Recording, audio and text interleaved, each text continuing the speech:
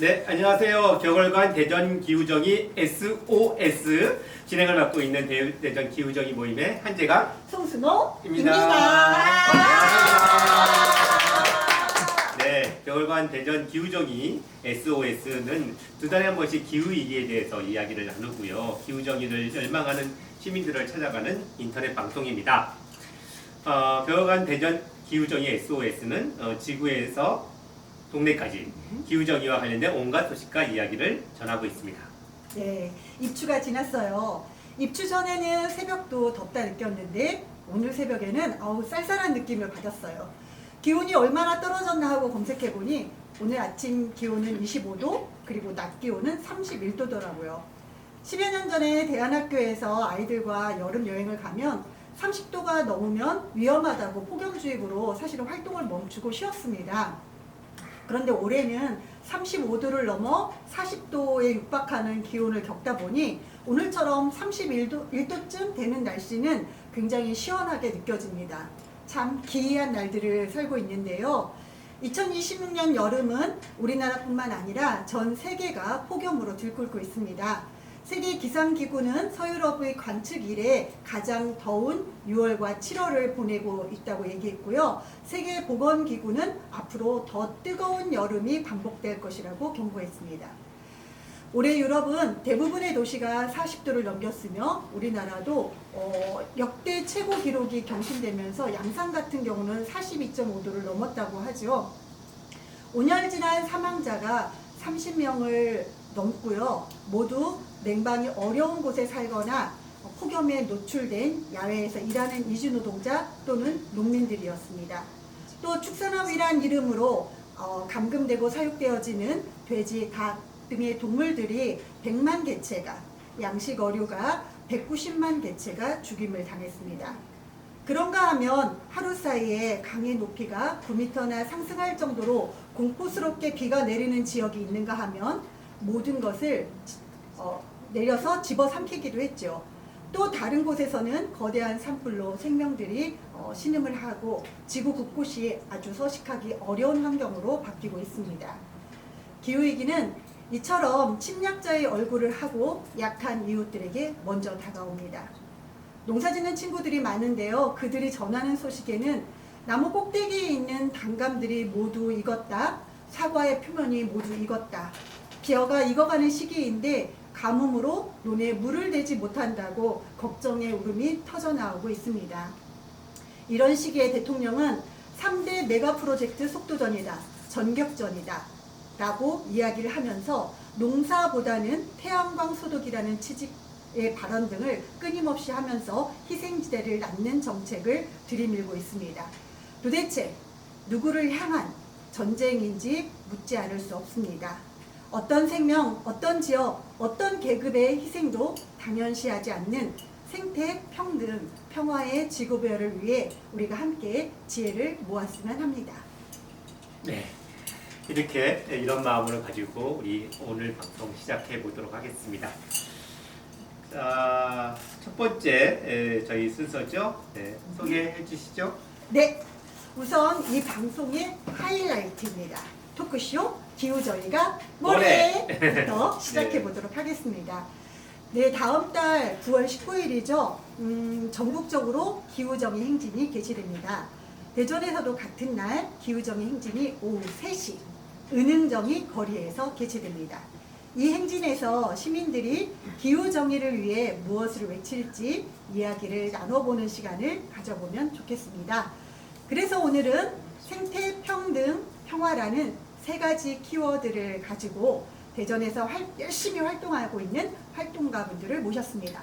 먼저 대전 충남 녹색연합 임도훈님, 대전 녹색당의 이윤경님, 반응이 대전 참여자치시민연대의 이대희님,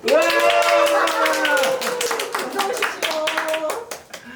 네, 그래도 오늘은 날씨가 조금 좀 선선해졌어요. 선선해져도 그죠? 네, 그렇습니다. 어쨌든 그동안 정말 날씨가 뜨거웠는데요. 어떤 이 뜨거운 날씨 보면 되게 걱정스러운 마음도 많이 드셨을 것 같아요. 그래서 오늘 세 분들도 그런 마음이지 않았을까 싶은데 기후변화, 기후재난 이런 걸 좀 느끼고 계시죠? 어떻게 생각하시는지 한번 얘기 들어보면서 시작했으면 좋겠네요. 어떤 분부터 얘기해 주실까요? 네, 저는 네. 임도원입니다. 네. 저는 그 지난주에 낙동강에 다녀왔어요. 낙동강 녹조 조사를 하러 다녀왔는데 지금 낙동강 같은 경우에는 평소에 한 7, 8월 정도에 이제 조류경보제가 발동이 되는데 올해는 5월부터 조류경보제가 발령됐어요. 그리고 굉장히 녹조가 심각하고 농도도 짙어지고 시기도 빨라지고 있다. 그러니까 이게 사실 기후변화의 직접적인 증거고 온도랑 녹조는 사실 직접 연관돼 있기 때문에 근데 그곳에서 막 수상 스키도 타고 그러는 시민들의 모습을 보면서 아까 그 뭐 기후울증 이제 얘기를 하게 될 텐데 그런 이야기들이 좀 생각나고 좀 기운이 많이 빠집니다. 네. 덥기도 했지만. 그렇죠. 자, 대인님 몇 번 드실까요? 네, 저는 개인적으로 아침마다 러닝을 하는데 너무 더워서 3주 못 뛰었습니다. 아, 진짜로 죽을 것 같아서 실제로 쓰러질 수 있겠다는 생각이 들어가지고 3주 동안 못했더니 제 마음을 다루는 도구가 러닝인데 요즘 굉장히 기분이 안 좋은 상태고요. 그래서 오늘 약간 아침에 뛰어볼까? 라는 정도의 기온을 했는데 31도더라고요. 네. 어쩌다가 내가 31도에 러닝이 가능한 사람이 되었을까를 상도하게 되었고요. 어쨌든 확실히 진짜 많이 더워졌다라는 게 피부로 체감되는 아 진짜 걷다가 죽을 수도 있겠다 뭐 이런 생각이 좀 많이 드는 그런 중입니다. 네. 윤경님은 어떻게 지내시나요? 저는 코로나 같다는 생각이 많이 들었어요. 네, 그래서 밖에 나가는 것도 좀 힘들고 뭐 기후위기가 사실 뭐 한꺼번에 뭐 다 인간이 멸종한다 이런 맥락이 아니라 이제 점점 취약한 사람들부터 이렇게 어려워지는 현상이잖아요. 그래서 뭔가 이게 약간 이제 저한테도 한 요 정도 좀 느껴지는 것 같다라고 이번 폭염이 좀 많이 체감이 되는 것 같아요. 예. 저도 뭐 이렇게 저희 게스트분들이 느끼시는 것처럼 사실은 저도 대리님처럼 자전거를 못한 지가 3주가 넘었습니다. 너무 무서워서 자전거에 오르는 것 자체가 두려우니까 지금 그런 나날들을 보내고 있는데요. 저는 먼저 이제 도훈님한테 질문을 좀 본격적으로 해보고 싶어요. 지금 대전에서 추진되고 있는 여러 개발 중심 정책들, 사업들이 있잖아요. 뭐 보문산 난개발이라든지 하천 준설이라든지 정말 깝깝한 현실인데요. 우리가 직면한 가장 심각한 생태적인 현안은 무엇이라고 생각하세요? 가장 심각하다 또 뭐 직면에 있다 이렇게 얘기하는 데 있어서는 사실은 사람들은 녹조 아까 말씀드린 녹조도 그렇고 기후위기도 그렇고 아무래도 사람 중심으로 이제 생각을 하게 되는데 사실 제가 하고 있는 일은 자연생태를 보존하고 야생동물 서식지를 보존하는 일을 하고 있어요. 근데 그 생명들은 사실은 개발에 따라서 전체가 생명 전체, 생존 전체가 이제 위협받게 되는 상황이거든요. 그러니까 가뜩이나 지금 도심이 확장하면서 서식지를 잃은 동물들은 사실은 지금 남아있는 작은 산림이나 아니면 하천으로 이제 서식지를 이전하게 되는데 지금 개발 사업들이 이제 산림, 그 남아있는 산림, 남아있는 하천으로 이제 들어가다 보니까 그 서식지를 빼앗기면 사실 더 이상 살 곳이 없어지게 되는 거죠. 그러니까 그런 위기들에 지금 처해 있는데 민선 8기 시장이었던 이장우 전 시장은 그 보물산 프로젝트라는 사업을 했었어요. 그래서 사실상 동네 뒷산 같은 작은 산인데 거기다가 국내 최장의 케이블카를 만들겠다. 그리고 국내 최고 높이의 전망타워를 만들겠다. 뭐 이런 계획을 세웠었고 그런 사업들을 하게 되면 아무래도 그 뒷산조차도 그러니까 그나마 남아있는 그 뒷산도 훼손되게 됩니다. 그리고 정말 그 최고의 최장의 그 시설물들을 설치하면 이 도시가 최고가 되느냐 그건 아니고 사실 그 개발로 인해서 생명들은 그 절대적인 서식지 남아있는 그 서식지들 다 빼앗기게 되는 거죠. 그리고 또 뭐 하천 준설 예를 들면 그게 뭐 하천 준설이라는 게 이제 강 바닥을 긁어내는 작업을 얘기하는 건데 그렇게 하게 되면 거기 살고 있는 생물들은 당연히 이제 서식지를 다 빼앗기고 또 그 공사 작업 중에도 이제 죽임을 당하게 되죠.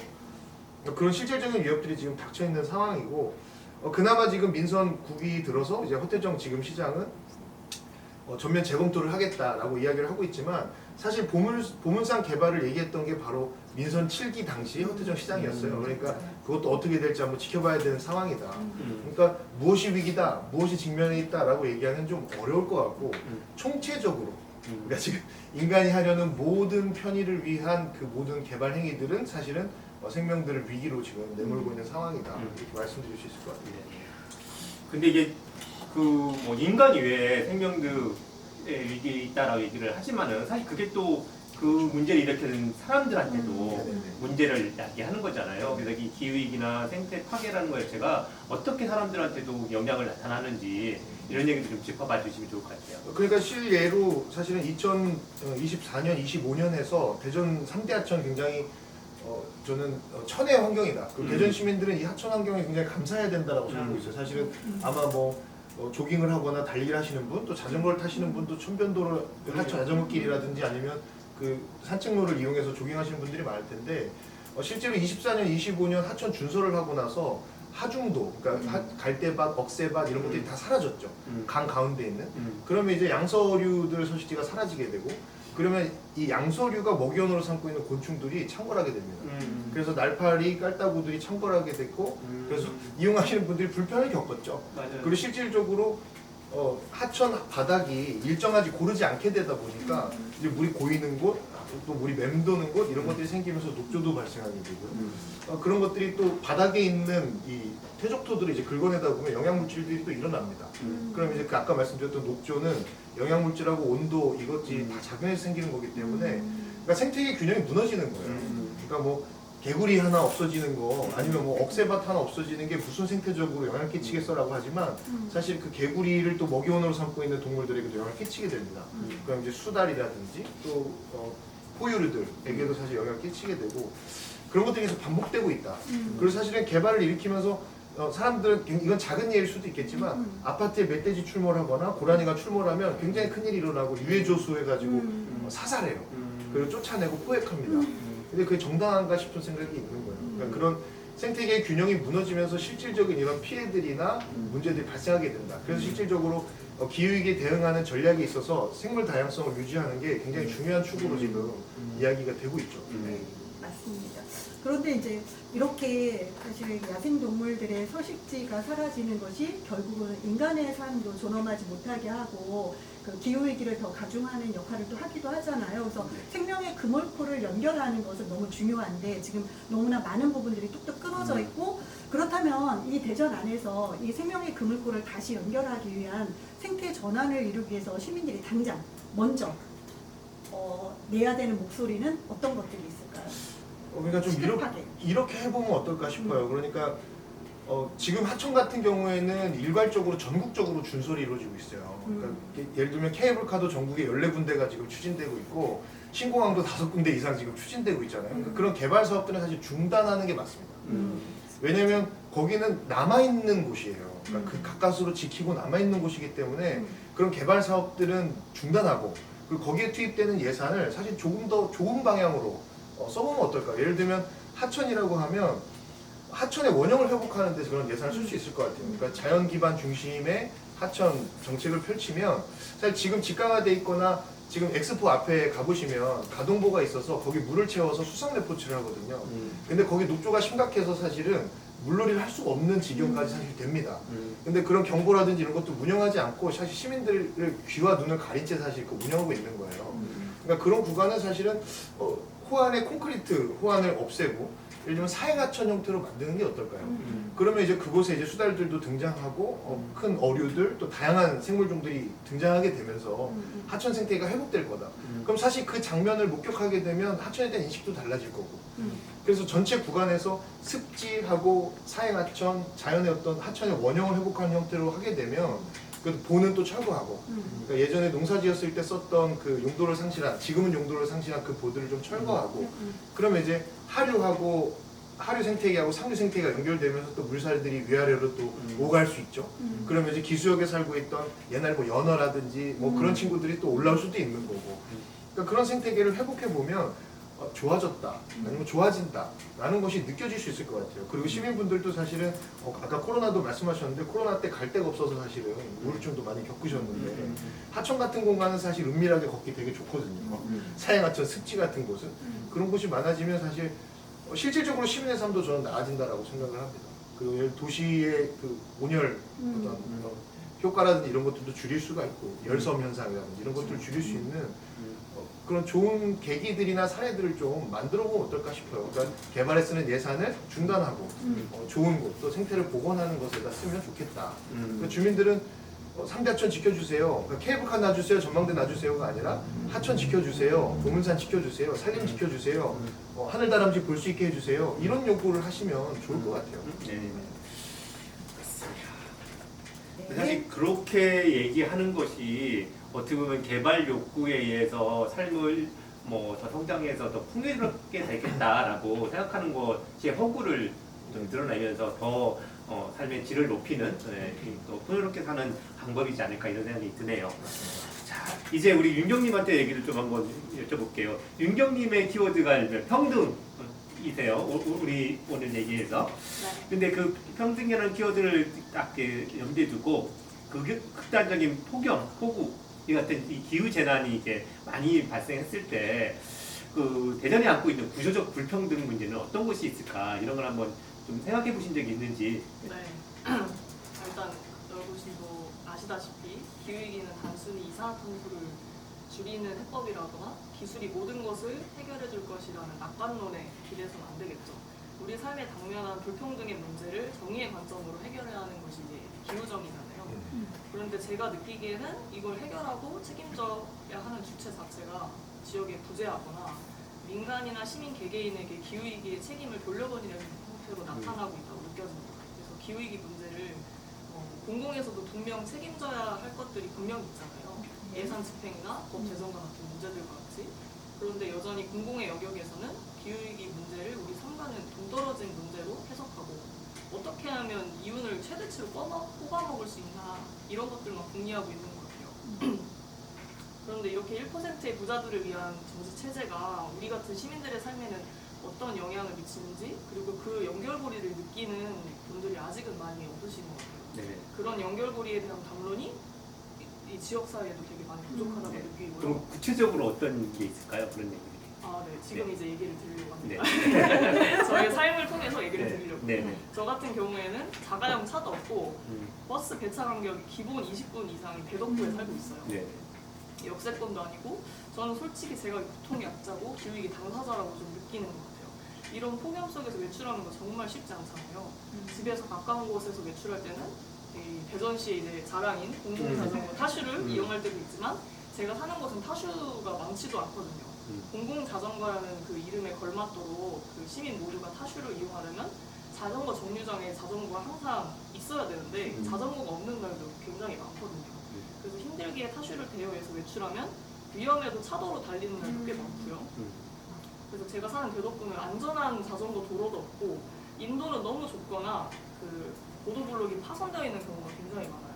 그래서 전 타슈 타고 대덕구 하천도로 달리면서 힘들었던 경우가 되게 많았거든요. 네. 그러니까 이런 경험들을 좀 종합을 해보면 제가 살고 있는 대덕구 자체가 자가용 자동차들을 보유한 사람들을 위한 도시라고 느껴져요. 차들은 정말 편안하게 빵빵 달리잖아요. 그렇죠. 네. 네. 그런데 사실 이 자가용 자동차라는 게 사실 필수제가 아니었잖아요. 그렇죠. 제가 사는 대덕구에서는 너는 자동차를 끌어야만 여기서 살 수 있어 라고 생각하게 만드는 것 같아요. 그러니까 이런 극단적인 재난 속에서 우리는 사실 밥 먹고 그냥 자는 것뿐만이 아니라 나가서 문화생활도 하고 싶잖아요. 그게 어떤 삶의 질을 높이기 위한 방법이기도 하고 가족이나 친구들과 물놀이를 간다거나 너무 더워도 어쨌든 영화를 보러 가고 싶거나 가끔은 외식도 하고 싶죠. 그런데 이런 폭염 속에서 저 같은 사람들은 한번 나가기가 쉽지 않은 거죠. 이동권과 교통의 문제는 저뿐만 아니라 많은 분들이 느낄 수 있는 불평등의 문제라고 생각합니다. 네, 이런 불평등이 사실은 잘 누리는 사람들은 느끼지 못하는 문제인 그렇죠. 것 같아요. 근데 사실은 윤경님보다 더 약자인 사람들이 대전시에는 굉장히 많죠. 대덕구만 해도 노인 인구가 엄청나게 많고 장애인이라든지 뭐 여러 그런 사람들은 타슈조차도 또 탈 수 없는 분들도 되게 많아서 이런 불평등이 되게 만연한 사회가 또 대한민국이고 그 안에 대전시는 교통사고 사망률 1위인 지역으로 정말 자동차 중심으로 설계된 도시인데요. 이런 불평등이 대전 시민들의 삶에 어떤 격차와 피해를 낳고 있으며 또 누구에게 가장 먼저 더 깊은 피해를 주고 있는지에 대한 얘기를 조금만 더 깊이 이야기 나눠주셨으면 좋겠습니다. 네. 일단 저는 아직 사회에서 말하는 젊고 건강한 기준에 속한다고 저는 생각을 해요. 근데 만약에 이제 시간이 지날수록 저도 나이가 들거나 아프면서 사회에서 말하는 그런 정상성이라는 축에서 조금씩 벗어나겠죠. 이런 맥락에서 평등이라는 개념이 기후 정의에서 정말 중요하다고 생각해요. 지금은 제가 어느 정도 좀 다닐만 할지 몰라도 조금이라도 다치거나 아프면 자전거나 버스를 안전하게 이용하기 어렵잖아요. 그러니까 질병과 장애에 따라 노동을 할 수 있느냐 없느냐가 갈리고 그에 따라 어떤 구매력이 달라지는 것처럼 불평등이라는 것은 자본주의 체제에서 내가 가지고 있는 다양한 정체성과 계급과 연결되어 있다고 생각해요. 그래서 이동권과 교통의 관점으로 바라보자면 자가용 자동차를 구매할 만큼 그러한 구매력을 갖추지 않은 사람들, 그리고 노인, 장애인, 청소년 등등 많은 시민이 자동차 중심의 도시로 설계된 이 시스템에서 굉장히 배제되어 있다고 저는 생각을 합니다. 이동권이나 교통 같은 우리 삶의 필수 영역들이 구매력에 의해서 누릴 수 있는 것들이 아니라 누구나 이용할 수 있는 강력한 공공성으로 확보되어야 하는데 우리 사회는 반대로 하고 있죠. 소위 공공에서 말하는 평등을 보장받으려면 자신의 취약함이나 노동 능력을 계속 증명해야만 하는 시스템이 있잖아요. 네. 자활 지원이나 선택적 복지라는 용어를 사용하면서요. 이렇게 자신의 취약함과 능력을 계속 증명해야만 하는 시스템에 놓인 사람들, 그리고 더 연결되어야만 하는 사람들이 수치심이나 낙인이라는 형태로 가장 먼저 피해를 받는 것 같아요. 그런 시스템 속에 놓인다면 누구라도 나는 이 사회에 쓸모없는 존재구나, 나는 여기서 존엄하지 못하게 살고 있구나라는 생각을 당연히 하게 된다고 생각합니다. 맞아요. 그래서 사실 기후정의 평등을 강조한다 이런 말씀 해주신 거 공감을 하는데요. 그렇다면 시민들이 이번 기후정의 행진 내에서 같이 외쳐야 될 평등의 구호 어떤 게 있을까요? 이거 평등이라고 해서 사실 되게 많이 고민을 네. 너무 중요한 게 광범위한 많잖아요. 점이죠. 네. 네. 그래서 교통의 이제 관점으로 얘기를 드리면 최근에 이제 경남 의령군에서 경남 최초로 버스 완전 공영제가 도입되었다고 해요. 마을 버스도 구석구석 늘리고 다른 교통편과의 연계도 강화를 하고, 그리고 일단 버스 탑승이 무료라고 합니다. 그래서 대전에서 타슈가 1시간 무료인 것처럼 다른 교통 영역도 공공성이 되게 강력하게 확보가 된다면 시민들의 삶이 한결 나아질 것이라 생각해요. 그래서 제가 요구하고 싶은 한 가지 대안은 시민 누구나 편리하고 안전하게 이용할 수 있는 공공교통 확충하라입니다. 네. 지난번에 우리 그런 얘기도 한번 나눈 것 같은데 무상교통 얘기하면서 뚜벅이부터 무상교통 맞아요. 뭐 이런 뚜벅이부터 무상교통 이런 얘기를 맞아요. 했던 것도 기억나요, 그죠? 네네. 네, 공공교통 확충이 굉장히 모두의 보편적인 이동권을 보장하는 데 중요할 것 같은데요. 제가 듣기로는 인천 같은 경우도 자전거를 뺀 나머지 공공교통으로 무상은 아니지만 공공의 영역으로 다 흡수됐다고 이야기를 들었는데 대전이 이런 선진 사례들을 좀 잘 모방했으면 좋겠다 싶은 생각이 듭니다. 네, 이어서 이제 대리님한테 질문을 좀 드리고 싶은데요. 6월이었죠, 얼마 전.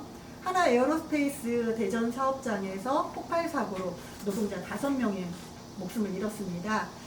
소식을 접하면서 많은 시민들이 놀라고 걱정을 했습니다만은 사실 그 뒤로 이 조사라든지 대책이라든지 이런 것이 어떻게 됐는지에 대한 이야기를 언론에서 찾아보기가 되게 어렵더라고요. 그래서 사실 이 사건이 원인은 밝혀졌는지 또는 피해 보상과 재발 방지 대책은 제대로 마련되었는지에 대한 이야기가 굉장히 궁금하더라고요. 대리님 좀 소식을 알 수 있을까요? 사실 정확한 원인에 대해서는 경찰이 수사를 진행하고 있다 외에는 나온 것이 없는 상황이고요. 경찰의 보도자료에 따르면 이제 세척 작업 절차에서 뭐 안전 수칙이 규정대로 이행되었냐, 그리고 사업장 내 위험물 보관량이 뭐 기준치를 허가했냐 마냐 이런 정도를 중심으로 해서 수사를 진행 중이다. 그리고 사업장 전반의 안전관리가 어떻게 되었는지 뭐 이런 것들은 조사 중이라 밝히고 있고, 그것의 결과나 뭐 중간 보고 이런 거 아직 진행된 것이 없습니다. 조사 중에 이제 경찰이 가재웅 한화 에어로스페이스 대전 사업장장인데요. 이 사람을 업무상 과실치사 혐의로 입건했고, 대전지방노동청이 산업안전보건법 위반으로 아까 가재웅 사업장장이랑 그리고 중대재해처벌법 위반으로 송재웅 한화 에어로스페이스 대표이사를 각각 지금 입건한 상황이고, 입건이라는 조사가 시작되고 있는 상황이다 이렇게 보시면 될 것 같고요. 뭐 그룹 차원에서 초반부에는 회장이 좀 나와서 재발 방지 대책과 뭐 충분한 보상을 약속하는 뭐 기자회견 같은 걸 하긴 했는데 그 이후에 구체적으로 어떻게 그것이 진행되고 있는지에 대해서는 하나그룹이나 뭐 대전시나 밝혀진 것이 없습니다. 그래서 경찰 수사나 재판부의 사법적 결과를 보고서 그 뭐 수위나 내용 같은 게 구체적으로 좀 외부에 나오지 않을까 좀 그렇게 예상하고 있는 그런 상황입니다. 네. 아니 뭐 한두 번 사고가 아니었잖아요. 뭐 또 이번에도 많은 분들이 돌아가셨는데 지금 들어보면 아직 경찰 수사를 통해서 이게 뭐가 문제다, 누가 책임이다 이런 것도 드러나 있는 것 같지도 않고 앞으로 이걸 정말 재발 방지책이 이렇다 이런 것도 딱히 잡히는 게 없는 상황인 것 같아요. 여기서 들어보니까요. 그런데 좀 더 답답한 거는 대전시가 이런 사고들을 직면하면서 애도 국방도 국방 수도가 되겠다. 뭐 이렇게 얘기하면서 우리 대전이 국방 산업으로 방위 산업으로 이렇게 잘 살아가자. 뭐 이런 류의 얘기를 해놓고 있잖아요. 근데 좀 답답한 느낌이 드는데 이거 어떻게 생각해야 될까요? 그래서 뭐 사실 저도 뭐 그런 생각을 하고 있지만 이재명 정부에서 이번에 육군, 해군, 공군 사관학교를 합쳐서 이제 국군 사관학교라는 이제 새로운 어떤 군 교육기관이죠. 그걸 만들어서 이제 만들려고 하고 있고 그 위치로 이제 대전 자운대를 확정했는데요. 이 유치되는 과정에서 허태전 시장이 유튜브 라이브까지 켜서 자운대에 이 국군 사관학교라는 설치됐고 뭐 이것의 효과가 뭐그 군인들과 교육하는 사람들과 뭐 함께 와야 될 가족을 포함하면 대기업 한 개 유치 정도의 어마어마한 경제 효과가 대전에 오게 되었다며 자랑하기도 하고 국방 수도가 되겠다라고 공식적으로 브리핑에서 천명하고 뭐 그렇게 이제 하고 대전 가시면서 뭐 커먼즈필드나 대전 도시공사처럼 대전시가 소유하고 있는 건물들 가면 국방 수도가 되겠다라는 현수막들이 막 여기 이제 반변단체 중심으로 지금 걸려 있습니다. 그래서 이런 거 보면서 사실 이 대전이라는 도시의 정체성을 다시 시장이 선언한 거거든요. 도시 정체성을 국방 수도로 하겠다라고 했는데 사실 이거를 이제 도시 정체성을 결정하는 과정에서 시민들과 논의한 적이 없습니다. 저한테 안 물어봤어요. 저한테도 안 물어봤어요. 저도 라이브 보고 알았습니다. 나만 모르는 게 아니었네? 나한테만 안 모르는 게 아니었네? 그래서 갑자기 그냥 어느 날 이재명 대통령이 뭔가를 결정했고 그것이 대전에 오고 그 다음날 자고 일어났더니 온갖 반면단체들이 우리는 국방 수도라고 이 천명한 이 상황들이 시민들과 우리는 논의한 적이 없어요. 대전이 어떤 도시인지 대해서. 근데 갑자기 결정되었고 중앙에서 결정하고 지역이 무조건 환영하고 그것을 우리가 받아들이는 그런 것이 문제라고 생각이 되고요. 사실 도시 정체성이라는 게 단순히 뭐 우리 도시의 뭐 이름이 뭐냐 이런 걸 결정하는 문제가 아니라 그것이 결정되면 우리 도시의 풍경이 어떻게 될 건지 어떤 산업을 유치할 건지 그리고 그에 따른 이 시민들의 삶이 어떻게 바뀔 건지를 사실 통칭하는 어떤 추상적인 표현인 건데 그것에 대해서 시민과 논의가 없다는 게 좀 문제고 그래서 저는 이제 대전이 국방의 메카, 국방의 수도가 되는 것에 대해서 좀 전 시민적인 토론이 필요하다. 진짜 우리가 그걸 원하냐 그리고 그걸 우리가 가져온다고 했을 때 어떤 영향을 미치는지에 대해서 진짜 시민들과 토론이 필요한 생각이 들고 사실 국방 수도라는 것이 흔히 말하는 뭐 직당 살상 무기를 만들고 그것을 전 세계 어디론가 팔아서 다른 나라의 뭐 시민이나 생명들 죽여서 대전에 이익을 얻는 구조인데 그럼 우리가 대전 시민으로서 인간으로서 막 자랑스러워하고 막 현수막까지 걸어야 될 문제인가 이런 거에 대해서는 고민을 좀 해봐야 생각하고요. 사실 대전 시민들이 허태전 시장이나 뭐 이장우 시장의 브리핑을 보면 대전 시민들 힘든 이유가 국방 수도가 아니라서 그런 거거든요. 무기를 더 많이 못 만들고 더 많이 못 팔고 미사일 생산이 여러 가지 규제에 막혀서 공장을 폭발적으로 확장할 수 없기 때문에 대전 시민이 힘들다 하고 똑같이 말하고 있어요. 과연 우리가 그것 때문에 힘드냐? 아니거든요. 교통이 불편하고 예를 들면 에너지가 자금률이 떨어져서 그 에너지 값이 비싸지고 그리고 복지가 상대적으로 부족하고 이런 것 때문에 어떤 우리의 삶을 구성한 토대들이 사실 부족하기 때문에 우리의 삶이 힘든데 정치인들은 다른 곳에 계속 원인을 찾는 것이 좀 문제고 심지어 그것도 다른 생명의 목숨을 빼앗아 유지되는 이 거짓 풍요로 된다면 더 문제라고 생각을 하고요. 사실 앞서 말한 그런 진짜 삶의 토대, 우리 인간이 인간으로 살기 위해서 필요한 시민으로서의 기본적인 삶을 유지할 수 있는 것들을 제대로 갖춰진 진짜 풍요의 도시 될 수 있도록 뭐 자원이나 뭐 정책 이런 거 펼쳐야 하지 않을까 그렇게 생각하고 있습니다. 네. 그렇습니다. 그래서 저는 그 대전시 산하의 모든 기관에서는 일단은 평등 평화를 선언적으로라도 좀 외치는 것을 해야 된다고 좀 생각을 하는데 엉뚱한 곳으로 가고 있습니다. 대전 기후정의 행진에서는 평화의 도시 대전을 만들기 위해서요, 우리가 함께 어떤 목소리를 힘줘서 허태정이 깜짝 놀라서 전환할 수 있도록 하려면 어떤 목소리를 내면 좋을까요? 저는 개인적으로 지구를 불태우는 폭주를 멈춰라라는 구호가 마음에 들긴 하는데요. 모자도 그 포스터의 모자 색깔인데 어쩐지. 좋아하는데. 대박. 약간 변주를 주자면 저는 생명을 학살하는 전쟁을 멈춰라 라는 구호를 이번 기후정의 행진에서 우리 평화의 구호로 함께 외치면 좋겠다 이렇게 제안드리고 싶습니다. 꼭 외쳐주시면 제가 네. 그래서 따라 외치겠습니다. 네, 이제 마지막으로 오늘 우리 그 인터뷰가 그거잖아요. 9월 19일 날 기후정의 행진을 안내하고 시민들로 하여금 같이 참여하자 권유하기 위한 얘기를 하기 위한 것이니까요.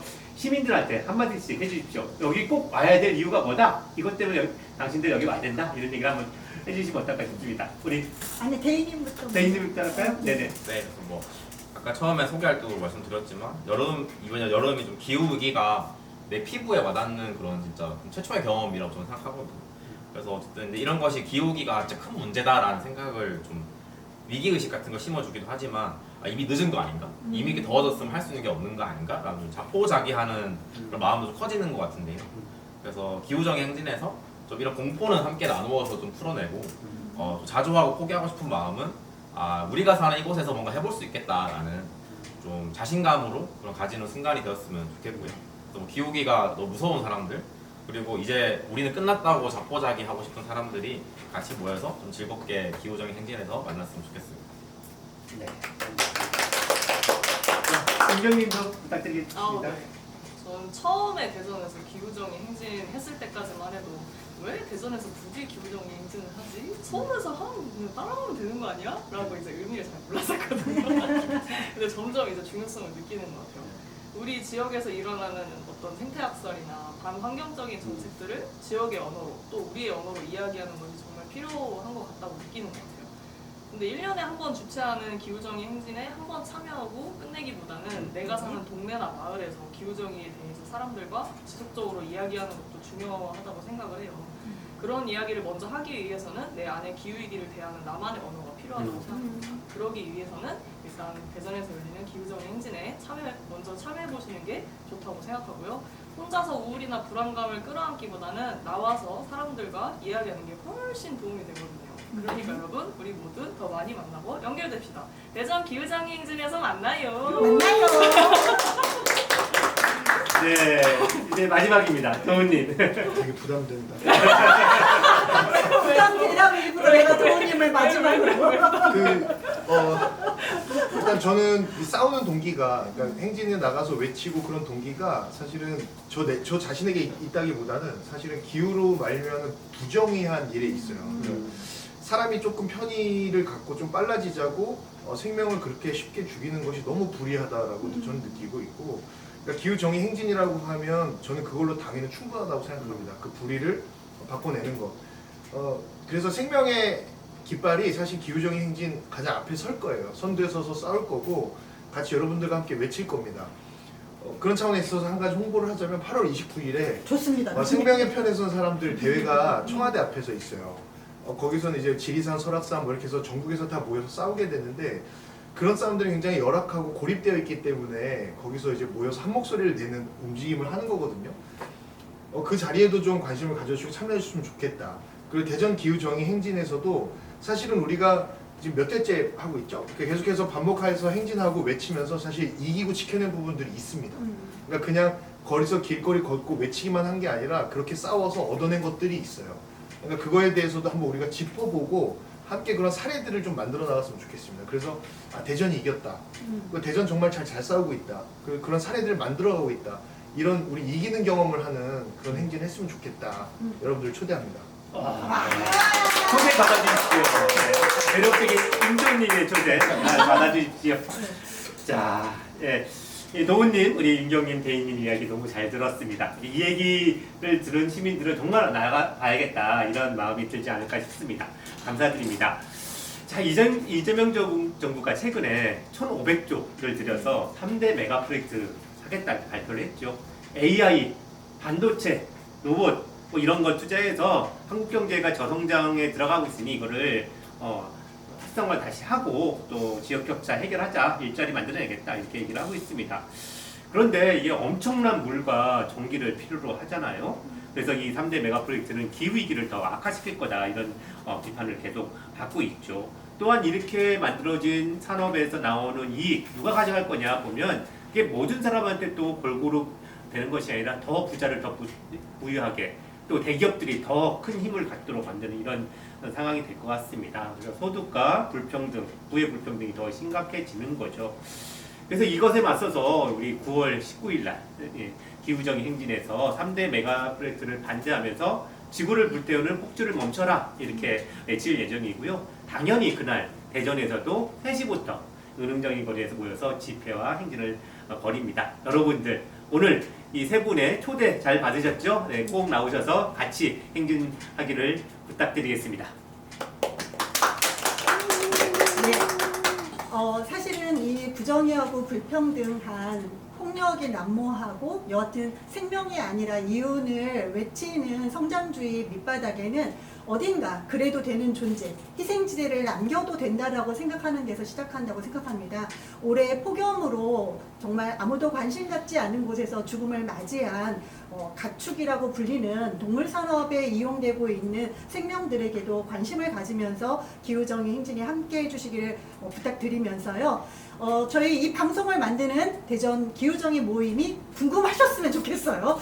많이 궁금하셨으면 좋겠고 아래에 나가는 메일로 연락을 주시고요. 매달 정기 모임이 없습니다. 정기 모임은 없고요. 얼마 전에 기후정의 학교가 끝났네요. 네, 죄송합니다. 화면에는 등장하지 않지만 오늘 방송을 위해 여러분이 수고해 주셨습니다. 방송 대본 작업과 방송 연출을 맡아주신 우리 건유님, 그리고 방송 장비 준비해 주시고 편집을 맡아주시는 오민우님, 그리고 이 공간과 장소를 빌려 이렇게 우리가 마음껏 방송을 할 수 있도록 도와주고 있는 지역 품앗이 한반 네츠에도 고마움을 전합니다. 우리 다음 2달 뒤에 방송에서 만나요. 와.